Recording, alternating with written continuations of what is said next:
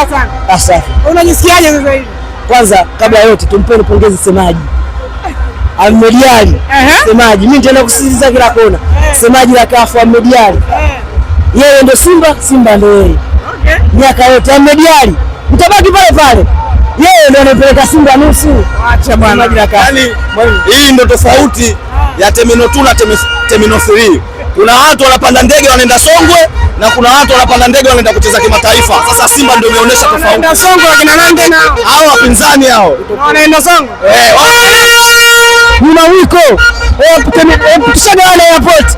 Terminal 2 Songwe Kigoma. Si Terminal 3 Egypt, Algeria, Tunisia ndio huko yani. Kuna nini cha kumwambia Mkwala siku ya leo? Nani Mkwala?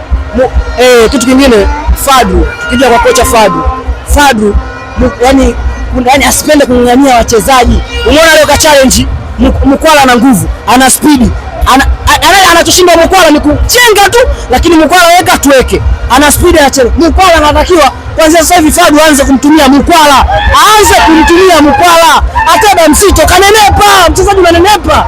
Msito apunguze kwanza. Mnamlisha vizuri. Si mnamlisha vizuri. Akanenepa apunguze speed. Kwa sasa hivi Fadlu afanye mabadiliko, yani atafute story, yani afanye mabadiliko pale mbele. Sio kila mechi ateba. Mwangalie Mkwala. Ukimwekea nafasi anaingia. Yaani mwepesi. Asante. Mbona nini nitaunguza? Bwana salama ndugu yangu, hali vipi? Ongeza.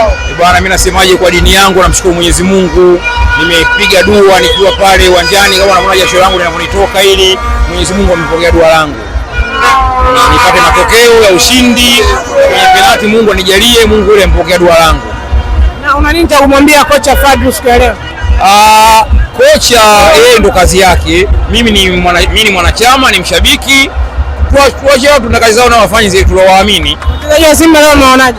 Wachezaji wa Simba leo wamekuja kwa sababu sisi tumekuja tuliokuwa wengi tunawadai, maana tumewapa deni. Wametulipa deni letu. Hatuna cha kuwadai tena.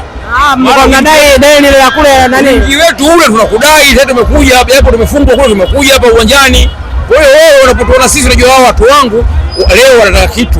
Kwa hiyo lazima wametupa kile kitu ndio tunataka sisi kujaa kote huko. Kwa sababu kuna kitu kidai na tumekipata.